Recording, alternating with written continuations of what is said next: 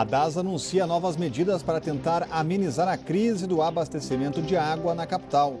A Polícia Federal prende o ex-ministro da Fazenda, Guido Mantega, em nova fase da Operação Lava Jato.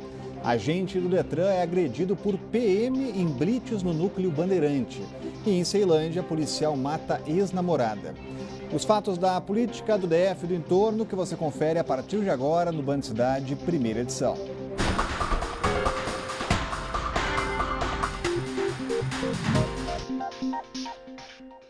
Olá, muito boa tarde a você. Olha, agora é oficial. A DASA, Agência de Águas do DF, anunciou novas medidas para tentar amenizar a crise do abastecimento na capital e vai restringir o uso dos córregos que abastecem 5 regiões do DF.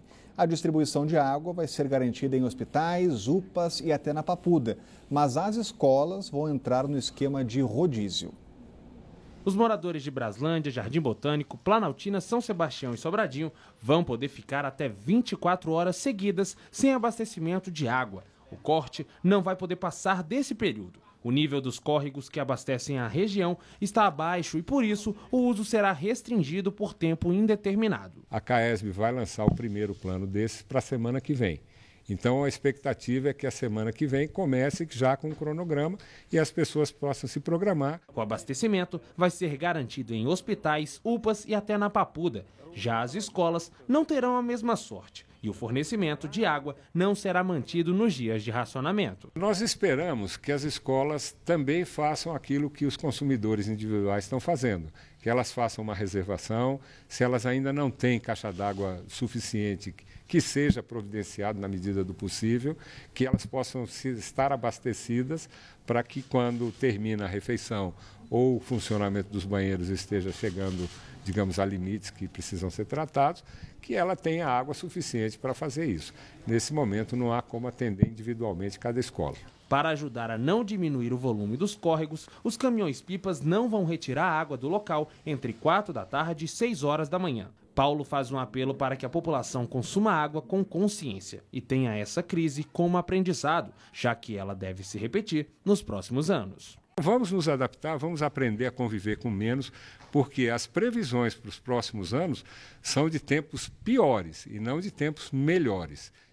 Bom, se a DASA antes negava o racionamento, agora é oficial. Está oficializado o racionamento, Cláudio Humberto. Exatamente, mas o pior é que a gente percebe que esse período de aprendizado é também dos dirigentes da DASA e da CAESB. Eles próprios que foram incapazes de fazer um planejamento adequado de maneira a evitar o colapso. Eles só avisaram que o problema era de fato grave quando já não havia água nas torneiras. Então, colocar a culpa na população é muito fácil, mas o problema está primeiro neles. A boa notícia é que, ao contrário do que diz o presidente lá da DASA, o que o GDF anuncia é que em 2018 esse problema deverá ser diminuído ou reduzido substancialmente em razão de obras de um novo sistema de captação e reserva e tratamento de água que está em curso, é uma obra que está em curso e que já começa a operar em 2018. Vamos esperar e verificar na ocasião e cobrar aqui a solução do problema. Ainda sobre esse assunto, o GDF também anunciou mudanças no consumo de água na administração pública. O decreto estabelece economia de 10% e uma série de normas, entre elas a proibição de lavagem de fachadas, de prédios e veículos e a irrigação de plantas em determinados horários do dia. Veja só. Diante da crise hídrica enfrentada pelo Distrito Federal, o GDF resolveu tomar algumas medidas para tentar economizar água. O novo decreto publicado no Diário Oficial obriga, por exemplo, os órgãos e entidades da administração do governo a reduzir em 10% o consumo de água em relação ao mesmo período do ano passado. Nós vamos identificar, em todos os órgãos da administração pública do Distrito Federal aquelas pessoas que são os gestores incumbidos da manutenção predial. Essas pessoas, portanto, elas passam a ter uma meta de economia. Para isso, nós estamos já, por meio do decreto, elencando algumas medidas que devam ser observadas, mas esperamos que essas pessoas possam ir além e buscar ainda outras medidas. Estão proibidas ações como a lavagem de ruas, calçadas, fachadas de prédio, carros oficiais, além da irrigação de jardins. Quem descumprir as determinações pode até ser exonerado do cargo. Também com o objetivo de economizar água, o governo fez um acordo com o Sindicato dos Postos de Combustíveis para reduzir o consumo e evitar desperdício. Está proibido em todos os postos de combustíveis a irrigação de jardins ou plantas, a utilização para paisagismo nos postos e também a utilização de água na ilha de abastecimento. Ou seja, se você for abastecer seu veículo e pedir para limpar os para-brisas, será feita a limpeza dos para-brisas, mas sem água, ou seja, uma limpeza ecologicamente correta. Muitas regiões do DF sofrem com racionamento de água. Essa semana, mostramos a falta de abastecimento na UPA de Sobradinho 2, que prejudicou o atendimento no local. Apesar da crise, o GDF acredita que não houve falha de planejamento e pede que a população se conscientize para evitar medidas mais drásticas. Nós não chegamos a uma situação ainda de uma restrição maior de consumo por parte da sociedade. Nós estamos acompanhando com atenção e no momento que nós chegamos a uma situação que entendemos como preocupante, nós estamos levando a cabo todas as medidas necessárias. Uma medida importante anunciada pelo governo, um pouco tardia, mas importante. Exatamente. A gente trouxe esse assunto aqui em primeira mão, né? Eu tive acesso ao decreto que seria publicado no Diário Oficial, mas estranhamente entre 11 horas da noite e o amanhecer de ontem, esse decreto mudou. O decreto previa uma redução de 15% no consumo de água nos prédios públicos do âmbito do GDF. E essa meta foi reduzida para 10%. Ou o GDF considerou que 15% era um exagero, ou, no íntimo, o próprio GDF não leva muito a sério a crise hídrica que está tirando água das nossas torneiras. E o ex-ministro da Fazenda, Guido Mantega, foi preso hoje durante a 34ª fase da Operação Lava Jato. Intitulada de Arquivo X, a ação investiga o grupo do empresário Eike Batista.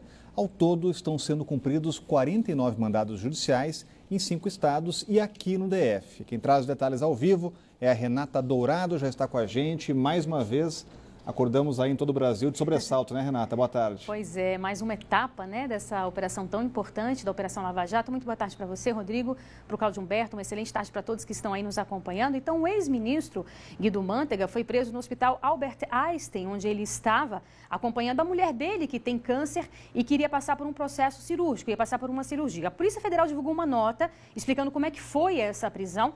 Então, os policiais, às 6 horas da manhã, foram até a casa de Guido Mantega, um apartamento dele lá em São Paulo, e aí tiveram a informação de que ele não estava lá, estava no hospital acompanhando a mulher dele. E aí eles foram para o hospital e no caminho do hospital ligaram para o ministro, ainda de acordo com essa nota, explicaram toda a situação e o próprio ministro desceu e aí foi preso ali, né, de uma forma bastante discreta também, de acordo com a Polícia Federal. Em seguida eles foram para o apartamento de Guido Mantega, cumprir mandados de busca e apreensão e depois o ex-ministro foi preso. Essa prisão é uma prisão temporária, tem um prazo de 5 dias, pode ser prorrogado esse período aí, ou então também pode se tornar uma prisão preventiva que não tem data para terminar, a depender aí do que os investigadores acharem que vai ser importante ou não, para ele não tentar atrapalhar nenhum processo dessa investigação. Então, essa atual fase está investigando possíveis irregularidades na contratação pela Petrobras de empresas para a construção de 2 plataformas para exploração de petróleo na camada do pré-sal.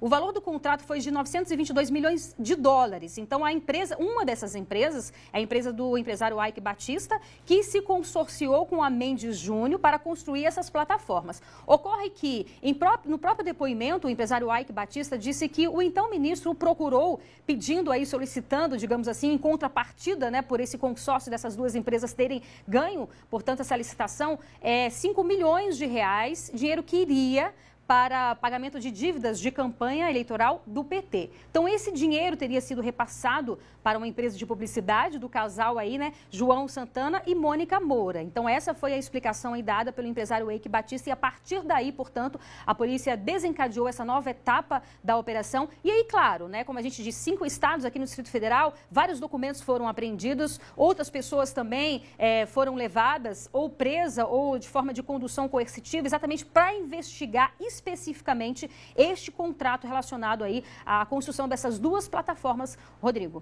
Obrigado, Renata, com as informações. Operação importante. Cláudio Humberto acaba de chegar a informação de que o juiz Sérgio Moro revogou, determinou a soltura, portanto, de Guido Mantega em função da conclusão da operação e também do estado delicado de saúde da esposa de Guido Mantega. Exatamente. O juiz Sérgio Moro disse que considerou recebeu a informação do Ministério Público Federal e da Polícia Federal de que o que eles procuravam, eles obtiveram em termos de documentação e de comprovação factual dos delitos que são atribuídos ao ex-ministro, e em razão do momento em que a mulher dele passa por procedimento no tratamento de combate ao câncer lá em São Paulo, ele decidiu então soltar o ministro ou revogar a sua prisão.